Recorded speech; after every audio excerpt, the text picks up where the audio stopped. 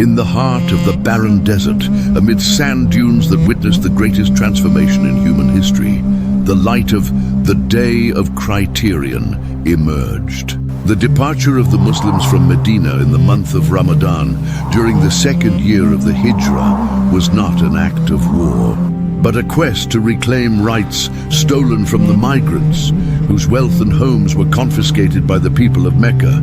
The Prophet, peace be upon him, called to his companions, "This is the caravan of Quraysh carrying their wealth.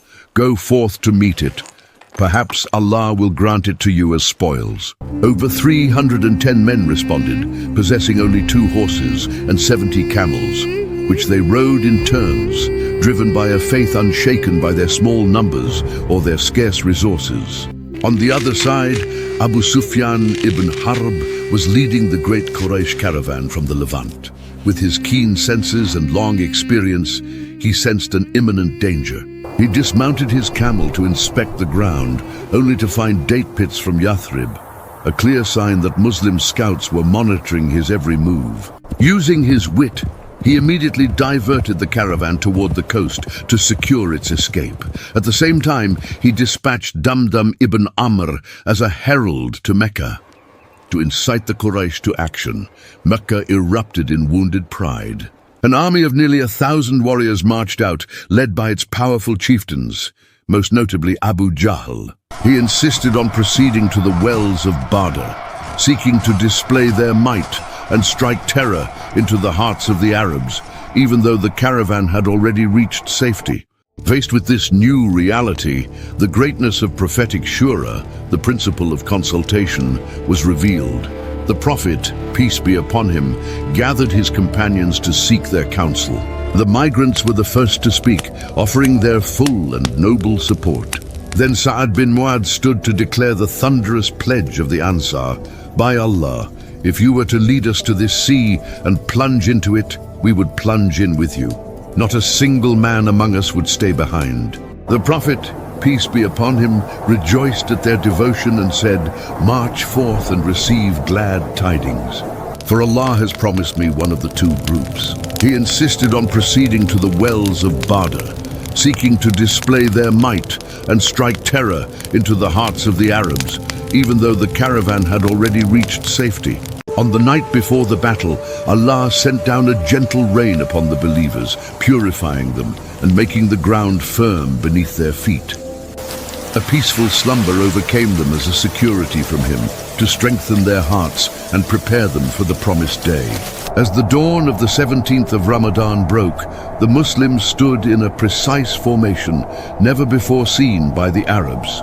Within a small shelter, the Prophet, peace be upon him, stood raising his hands in fervent supplication until his cloak fell from his shoulders, pleading with his Lord, "O Allah, fulfill for me what you have promised me. O Allah, if this small group of Muslims is destroyed, you will not be worshipped on this earth." It was then that his companion Abu Bakr came to him, offering reassurance with the unwavering certainty of a true believer. The battle commenced with the traditional duels.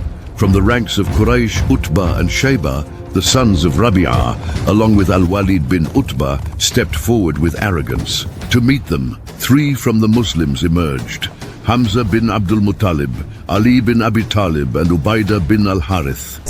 In mere moments, Hamza and Ali struck down their opponents, while Ubaidah was wounded before his companions finalized the task against his foe. This marked the first tremor of collapse within the ranks of the polytheists.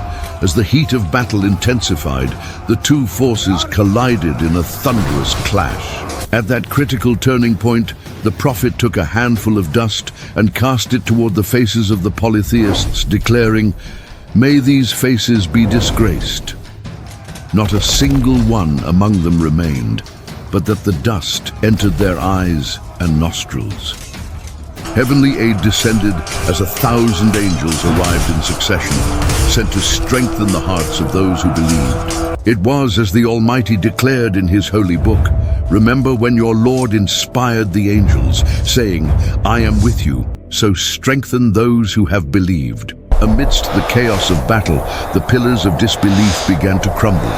Umayyah bin Khalaf, the former tormentor of Bilal bin Rabah, was found. Though Abdurrahman bin Auf sought to honor an old pact of protection, Bilal's voice thundered to the Ansar, "Umayyah bin Khalaf, the head of disbelief, may I not be saved if he survives?" Surrounded by the Ansar, the tyrant met his end. Then came the fall of Abu Jahl. Two brave youths of the Ansar, Mu'adh and Muawid, charged through the ranks, striking him down until he was immobilized. It was Abdullah bin Mas'ud who delivered the final blow to the tyrant, marking the definitive end of an era of oppression. The battle concluded with a decisive victory for the Muslims. 14 heroes attained martyrdom, while 70 of the polytheists were killed and 70 taken prisoner. Standing at the edge of the well of Badr, the Prophet, peace be upon him, called out to the fallen of Quraysh, "Have you found what your Lord promised you to be true?"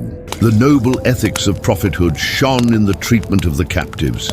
He commanded that they be treated with kindness, decreeing that those who were literate earn their freedom by teaching 10 Muslim children how to read and write. The Battle of Badr was the day of Criterion, the decisive day through which Allah distinguished truth from falsehood. It proved to the world that victory is not measured by sheer numbers or superior equipment. Instead, victory is born from the sincerity of faith, absolute trust in Allah, and the diligent pursuit of every available means. This stands as a timeless witness to the words of Allah the Almighty. And Allah had already given you victory at Badr while you were few, so fear Allah. Perhaps you will be grateful.